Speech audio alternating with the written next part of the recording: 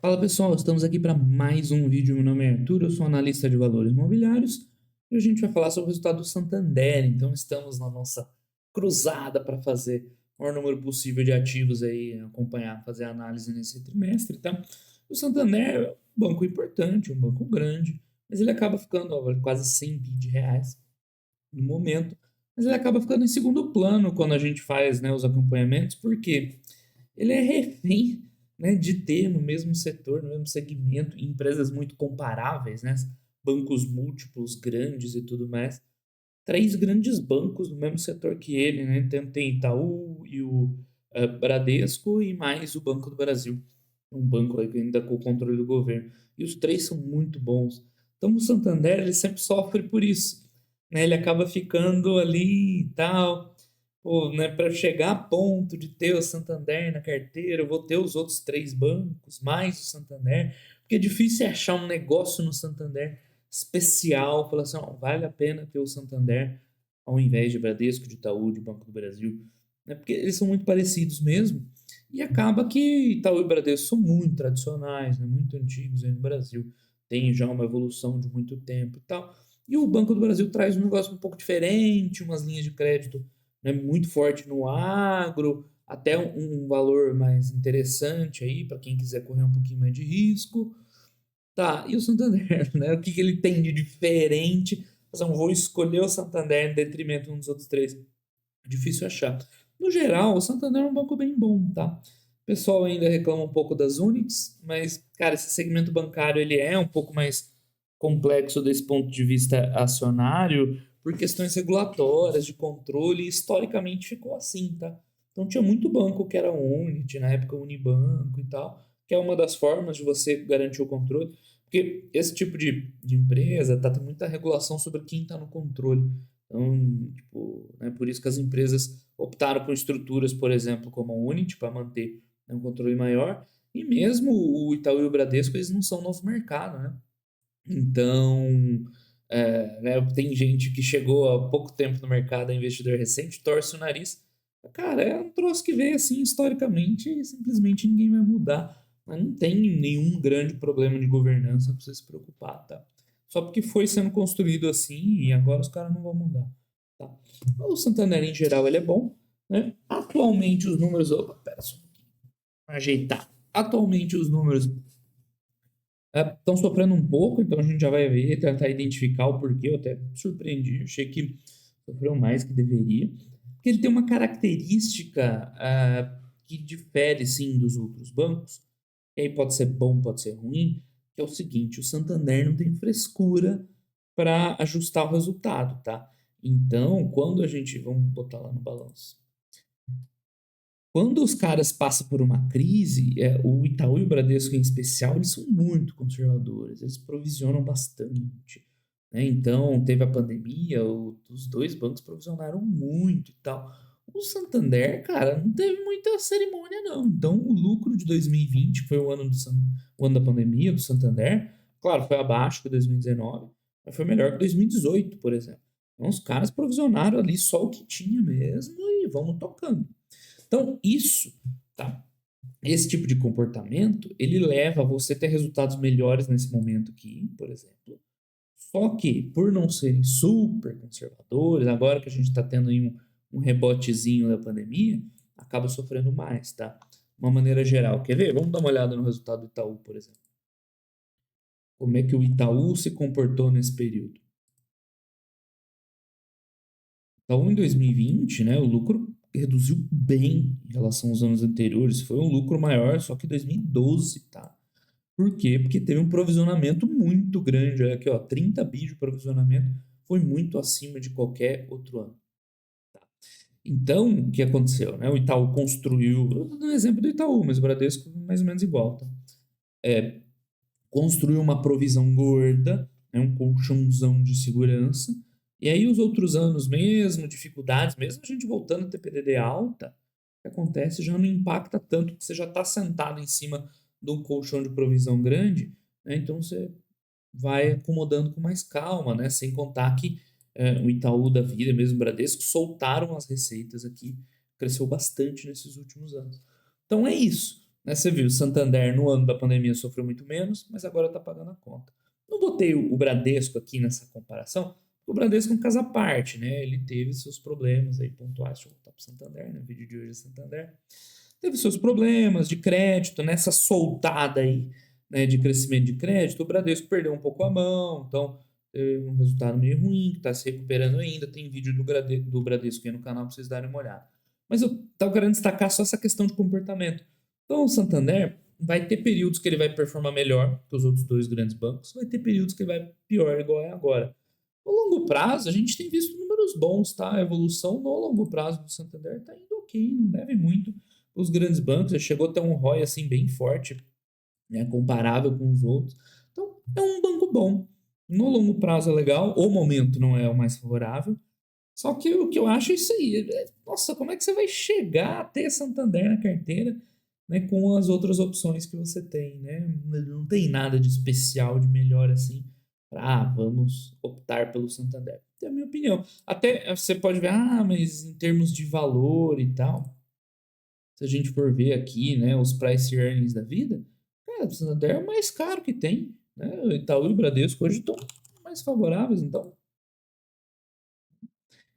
tipo assim, não tem um argumento para você ter ele na carteira. Não que seja uma empresa ruim, tá? Vai tocando no momento, tá atravessando uma dificuldade um pouquinho maior, ok? Então vamos dar uma olhada no resultado, que eu até quero ver em mais detalhes. Pareceu muito pior, né? Na verdade, a gente nem viu direito aqui, ó. Vou mostrar para vocês. Pareceu que piorou muito, né? Com a PDD disparou. Então, vamos dar uma olhada aí. Não tá bom, não, esse resultado atual deles. Forma de resultados, destaque estratégico, somos um banco digital com lojas. Isso aqui é legal, né? Lembra da historinha dos bancos digitais, que não sei o quê, né? Que os bancos tradicionais são ineficientes. A gente já falou muito disso, né? Que é a história aí que contaram, bombou os bancos digitais, mas eles nunca decolaram. Os bancos tradicionais, por mais que tenha esses momentos, né, um pouco mais duros ou não, mas continuam trajetória de resultados bons, tá? Então agora eles estão se colocando como banco digital com lojas, né? Para ver, ó, galera, vocês caíram nessa história aí e a gente é digital também. E é verdade, né? Enfim, depois a gente descobriu que essa história de ser digital só vai ser muito melhor. Os bancos físicos era só história mesmo. Os bancos tradicionais continuam ganhando dinheiro. Visão estratégica, tecnologia, jornada simples, intuitiva, é o que todo mundo quer, né? O release do Santander, ele é muito bem trabalhado, as imagens são bonitas, o design é legal. Só que é muita informação, tá? O que realmente interessa tá bem lá para frente. Então, só vou passar mais rápido para essa parte, que aqui é o banco tentando se vender, né, para os investidores, para os interessados. Tá? A gente vai ver tudo isso, né, quando chegar a hora, tá? Então, os principais destaques: margem de clientes um pouquinho melhor, comissões ok, PDD ano contra ano está alto, né? Aquilo que a gente viu, a PDD mais alta do histórico recente, mais alto que no ano da pandemia. Eu já expliquei, né, essa conduta que o Santander costuma ter e tal, embora melhorou um pouquinho em relação ao último tri. O último tri foi pesado, né? O último tri, vamos abrir por trimestre. A PDD é de 8 bi, né? Nunca tinha sido tão alta. Nos últimos 12 meses tá puxado mesmo pro Santander, tá? Depois a gente vê os indicadores de inadimplência, nem tão ruins, tá? Pra falar a verdade. Estão um pouquinho acima do que deveria, mas não tão ruins.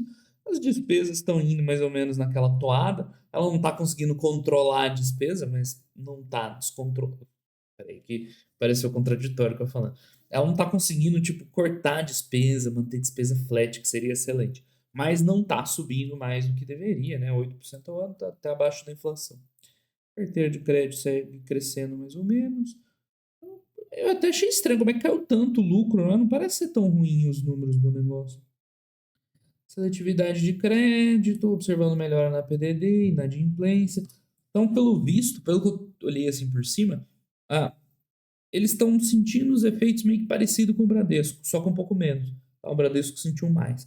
O Bradesco ainda não começou a melhorar assim, né? A PDD, os indicadores de inadimplência. Parece que eles já estão um pouquinho na frente, já está voltando um pouquinho melhor. Tá? A tal das safras novas, né? Se vocês voltarem no vídeo que eu fiz aí do Bradesco, Vocês vão ver que parece, mas ainda não apareceu no balanço uma melhora, né, no resultado do Bradesco. Tá, seletividade, spread, somos um banco digital. Eles vão deitar e rolar em cima disso aqui, né? Rentabilizar, expansão de negócios, vai ter mais que o suficiente sobre essas informações aqui. Então vamos lá, ó, centralidade no cliente. Somos um banco digital com lojas de novo e multi-canal e não sei o que, e ecossistema, beleza, né? Mas aqui, os caras tentando vender o peixe deles, e deep learning, e a cognitiva. Tá, legal, legal, mas queremos ver os números. A recorrência, NPS, é legal, isso aqui, tá, por longo prazo, né? É uma coisa que ficou meio subestimada, quem é muito jovem aí não vai lembrar, mas, cara, antigamente banco era um exemplo de péssimo serviço, né? Todo mundo detestava banco, detestava ter que ir ao banco, ter que lidar com as coisas, e hoje eles estão mudando um pouco isso, né? Um pouco essa visão. Enfim, número de clientes, 60 milhões. O número de clientes dele, do Santander, é bom, tá? Ele não tem o mesmo volume de recursos como o Itaú e Bradesco, mas em termos de clientes é grande, né? Aí a gente vê a diferença, né? O Nubank também tem 50 e poucos milhões de clientes, né? A diferença não é o número de clientes, né? É a grana. Então, os ativos e vinculados, foco em alta renda, isso aí é sempre legal, tá? É um segmento que eu acho que nunca foi tão explorado aqui no Brasil pelos grandes bancos, né? Você tem bancos de nicho aí explorando, wealth management, tem aqui, acho que logo mais, né, gestão de recursos e tal, né? Foi muito explorado por bancos de nicho, né? O que o BTG está fazendo agora, Safra e tal, mas os grandes bancos múltiplos nem tanto, tá? Então, e não tem por que eles não explorar. Você vê o JP Morgan lá fora, porra, um dos pontos fortes do banco é toda essa parte de investimento e de wealth management, né? O que eles têm de diferencial. Então, por que que os grandes bancos no Brasil também não aceleram nessa linha, né? E mais canais de vendas, então ó, tem presença digital, física, e a gente já está cansado de saber, né? O digital é legal, tudo mais, mas ainda tem demanda por loja física. Aos poucos esses bancos têm fechado um pouquinho as lojas, né? Que no caso são as agências bancárias, buscando mais eficiência, mas enfim, mais inovação, rentabilidade, de novo, banco digital com lojas, velocidade de dados, inteligência, super legal, né? Mas não é isso que põe a mesa. Aquilo que eu tinha comentado, né? Eu acho interessante para todos, tá? Para todos esses quatro bancos, até para o Banco do Brasil, tá? Investir mais nisso, em pegar mais esse segmento aí de alta renda, não só de alta renda, né? Mas de gestão, de recursos e tal. Você vê hoje umas assets, umas research trabalhando com wealth management, né? Por que não os bancos grandes fazendo isso? Ah, eles compraram a Toro, é verdade. Nem lembrava disso aqui. Que é tipo uma corretora, né? Barra assessoria e tudo mais. Aí os caras entrando no mercado aí de captação também de recursos. Não tá no auge, né? Isso aqui já foi mais forte. Na época que a XP impulsionou muito esse mercado, né? Mas estão entrando. Dá pra ver que o Santander ele vai botando um pezinho em tudo que tá funcionando, tudo que tá dando certo, né? Isso aqui cresceu muito, por exemplo, a XP. Esses wealth management tem crescido muito com bancos mais de nicho e até, né? Empresas mais simples, né? Asset managers, corretoras. Tal, entrando aqui também, eu tô botando um pezinho ali, né? Private Bank, esse até que tinha, né? Sempre teve nesses grandes bancos. Seguros, você vê lá, né? Bradesco tirando uma grana em seguro, os caras, então vamos nós no seguro também. Mais inovação, pequena e média empresa. Mano, pessoal, essa parte aqui do release, eles estão mais vendendo peixe, né? A gente passa mais rápido. Pagamento, tem lá, né, a GetNet dentro deles, uma coisa deu muito certo para o Itaú, principalmente, né, com a Redcard, e tem toda a questão da Cielo, mais consórcio, crédito imobiliário, home equity, e financiamentos, alto, crédito aberto, agro, né? A gente vê bastante. Faz tempo que eles falam de agro. Óbvio, né, não tem como comparar com o Banco do Brasil. Se pega o tamanho da carteira do BB, eu não lembro agora de cabeça, é muito maior. Mas é um crédito que hoje está voando, né? Tem baixa inadimplência. né? Tem um crescimento grande de necessidade, né? Os caras estão lá, indo atrás também. Ah, transformação digital, ó, quanto, né, os caras... O que é isso aqui? Recuperação de prejuízo e tal.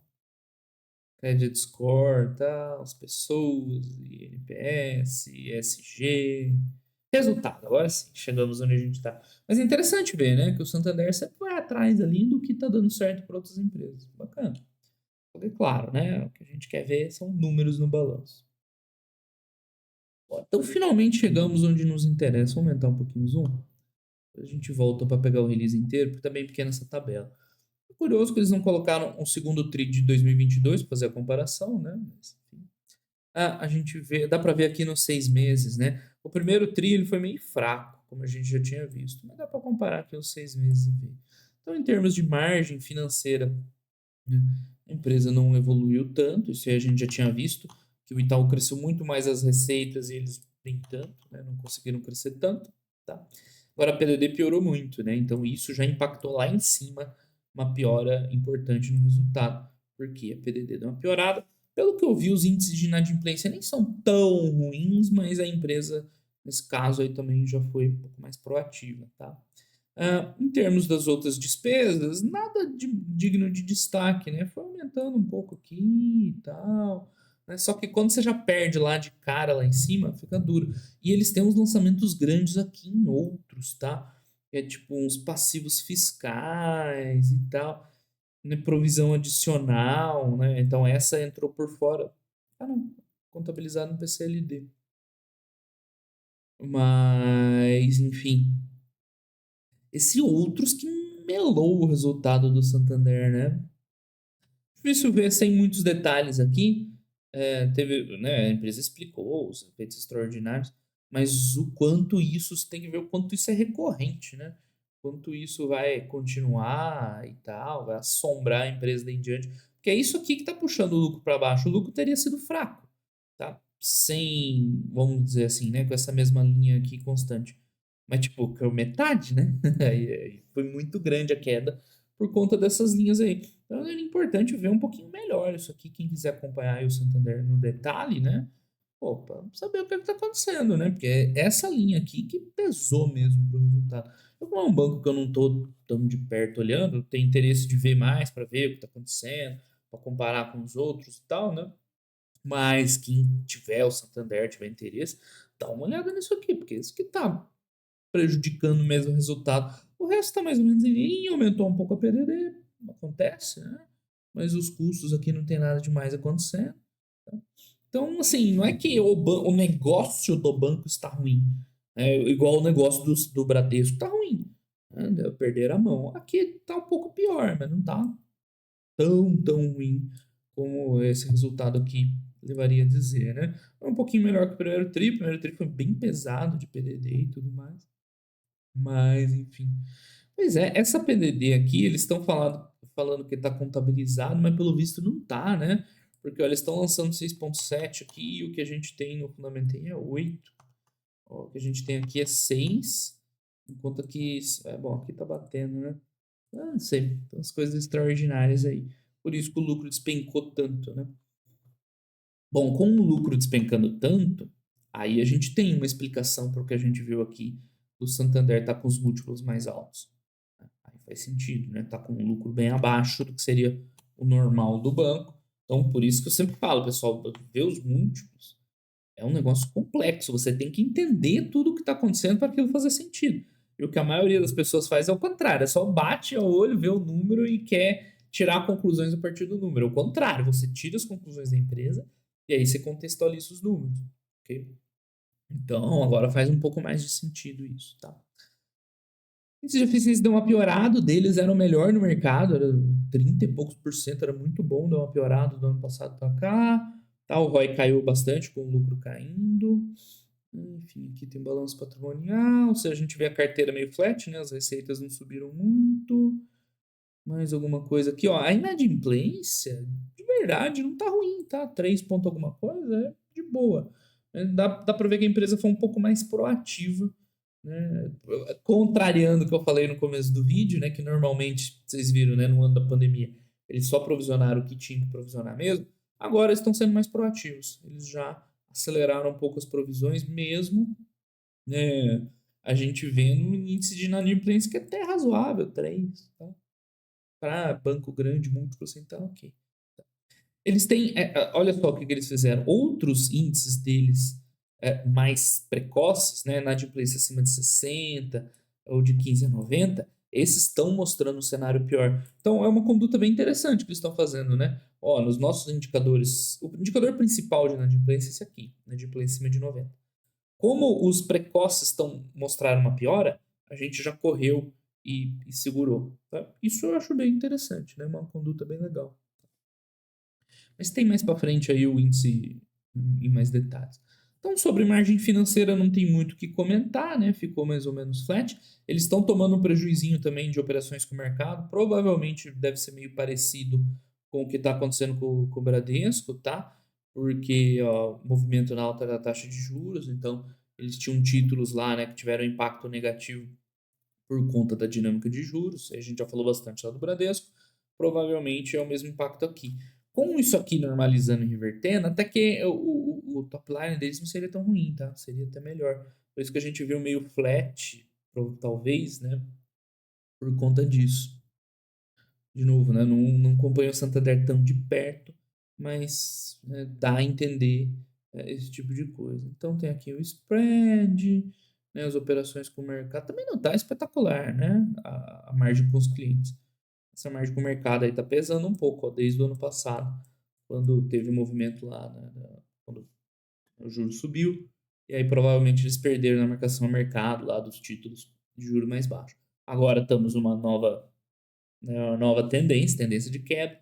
A gente vê como se comporta, tá? Em termos de receita de tarifas, tudo tranquilo, flat no ano, cresceu no trimestre. Eu sempre falo isso, né? Mas eu vou continuar falando pra galera entender, né? Caso a história que os bancos digitais iam quebrar os bancos grandes porque são mais eficientes, não sei o que, não sei o que, a gente ia começar a ver impactos grandes aqui, tá? De queda, principalmente nas receitas de serviço, de tarifas. Não é o que acontece, cara. Todo mundo tá tendo flat, é óbvio, né? Ninguém tá crescendo aqui, porque de fato há um movimento de reduzir essas tarifas de conta corrente. O que que tá caindo aqui? Cobranças, outros. Nem tá caindo direito. Mas, tipo, os bancos continuam ganhando dinheiro, tá? Os grandes bancos. Pode até botar banco digital à vontade aí, que não consegue ganhar dinheiro, os bancos grandes conseguem. E mais, despesas gerais administrativas, aquilo que eu já tinha comentado, no geral cresceu uns 8%. Calma, 8% no geral. Tá ok, né? No momento mais difícil, geralmente você quer que tua empresa não cresça tanto as despesas, né? Isso faz parte. Acho que a inflação nesse período foi até maior. Tá bom. Tá ótimo, mas tá bom. O índice de eficiência piorou bastante, né? Os resultados pioraram e os gastos seguiram a trajetória normal de aumentos. Mas não é nenhum desastre ficar entre 30 e 40 ali, tá? É que esse 30 aqui ele era muito, muito bom. Então, o banco ele estava surfando um resultado excelente lá, aquele período que a gente mostrou. E aí, como o índice de eficiência é calculado com base, né, lá nas receitas, né, eles estavam bem. Mas agora que o resultado está dando uma piorada para essa questão de crédito e tal, eles sofrem esse impacto aqui. Mas, no geral, o Santander é um banco que administra bem despesas. Outras receitas e despesas operacionais. Então, cara, aqui que pesa, né? As provisões para contingências, né? Os passivos fiscais. Isso aqui tudo bem. Provisão para ações na justiça, civil, trabalhista e tal, beleza. Passivo fiscal relativo a empresas companheiros conglomerados, decisão. Isso aqui é do Piscofins, se eu não me engano, tá? Não lembro agora de cabeça também. Aqui que tá pesando pro resultado ter caído tanto, tá? Esse é o principal item. E você vê, né? Não tem muita explicação aqui no release, então quem quiser acompanhar a empresa mais de perto, com mais detalhes, tá? Tem que dar uma olhada nisso aqui. Se você tem a empresa, tem que entender o que está acontecendo. Saber o que é recorrente, o que é one time, você ter uma visão melhor sobre o resultado, tá? PDD, aquilo um pouco que a gente comentou, tá? Então a empresa está sendo, né, até um pouco, né, proativa na hora de provisionar, tá? Teve já o auge, aparentemente, de PDD alta, né? Mas ainda continua meio alto. Então, no acumulado do ano, assim, está bem mais alto. Isso também influencia bastante no resultado. Também não, né? Acho que é o principal item que influencia o resultado. Ok? Tem provisão extraordinária entrando, ou seja, está bem alto o nível de provisionamento.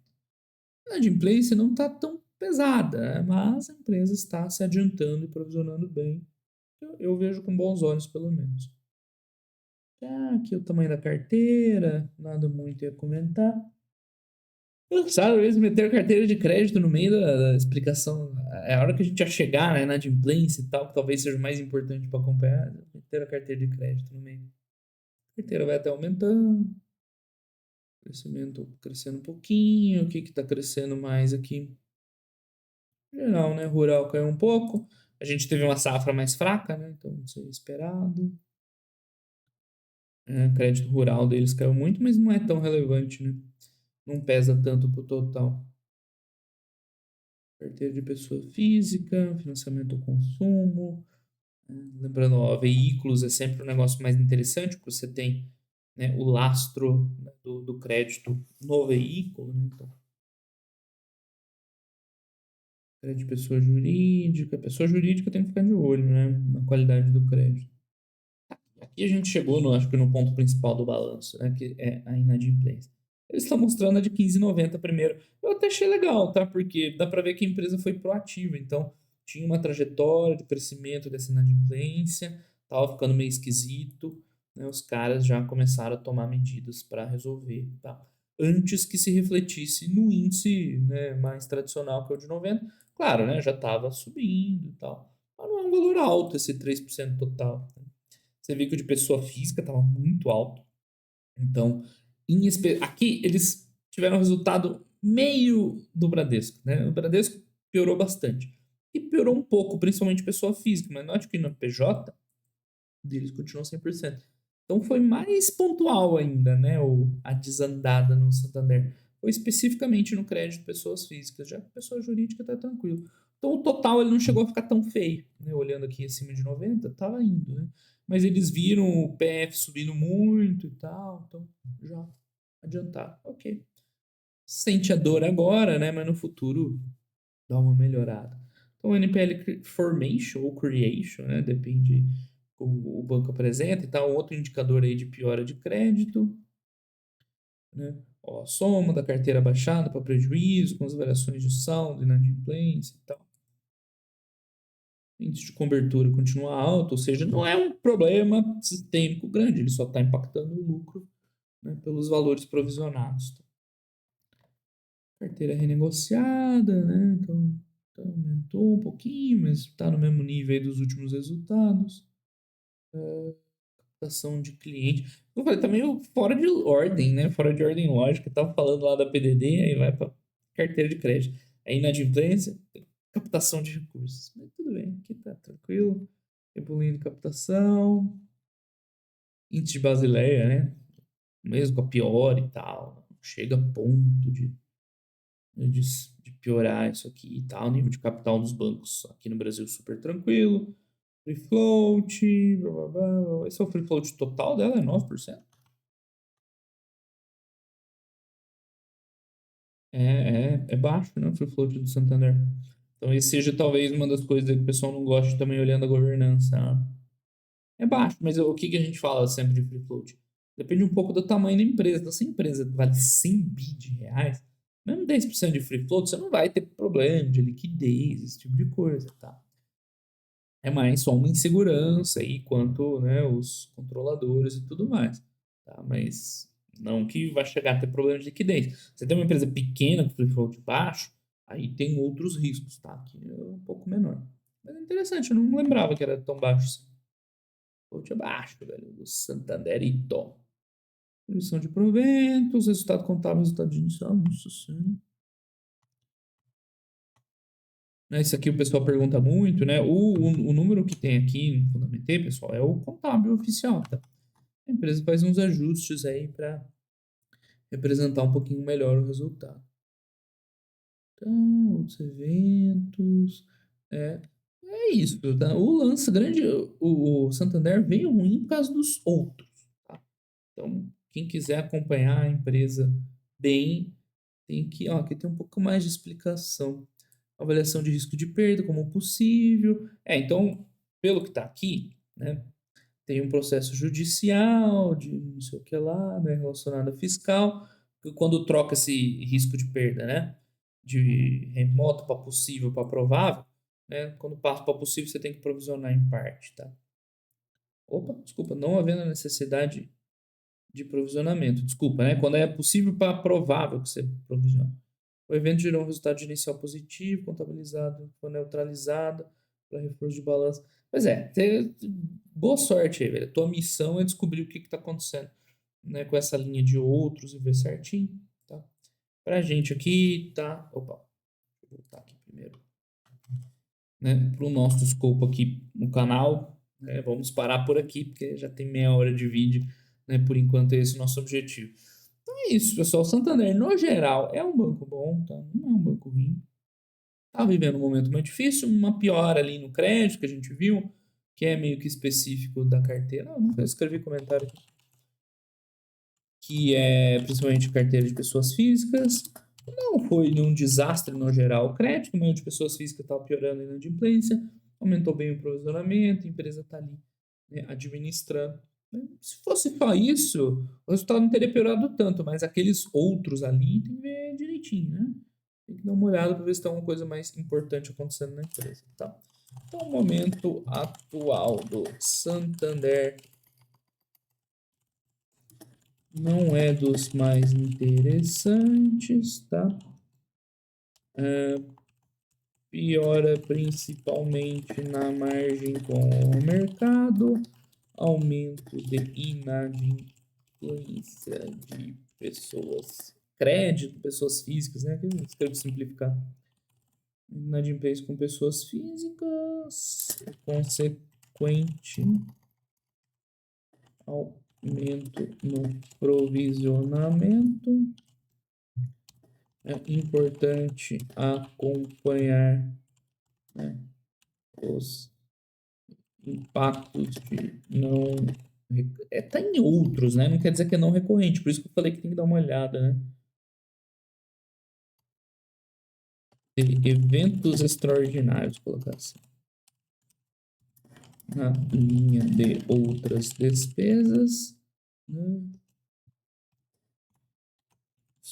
Somando os impactos negativos ao aumento natural nas despesas. Então, o problema não é o aumento das despesas, está indo naturalmente, né? Mas com o resto caindo, o impacto na rentabilidade foi grande, né? E os índices de inadimplência já mostram um sinal de melhora, a gente viu lá no gráfico, né, em geral. Então, assim, o Santander não atravessa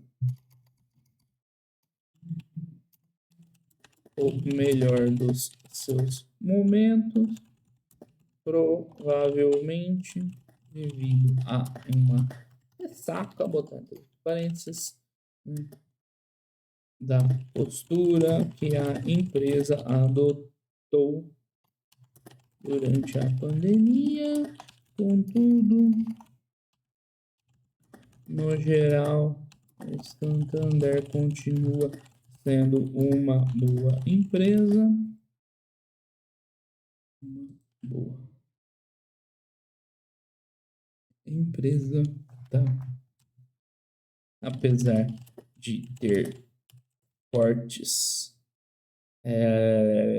pares no setor, né? Eu tô falando muito mais do ponto de vista de investimento que do ponto de vista de negócio, né? A gente falou no começo, legal, Santander, bacaninha e tal, mas pô, pra você chegar a comprar Santander, né, você tem que gostar de alguma coisa especial nele.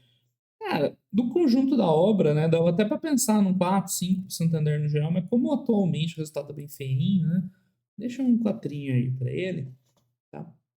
Se voltar ao normal e o que deve acontecer, né, deve normalizar com o tempo, isso aqui e tal, pode até né, classificar um pouquinho melhor o banco, né?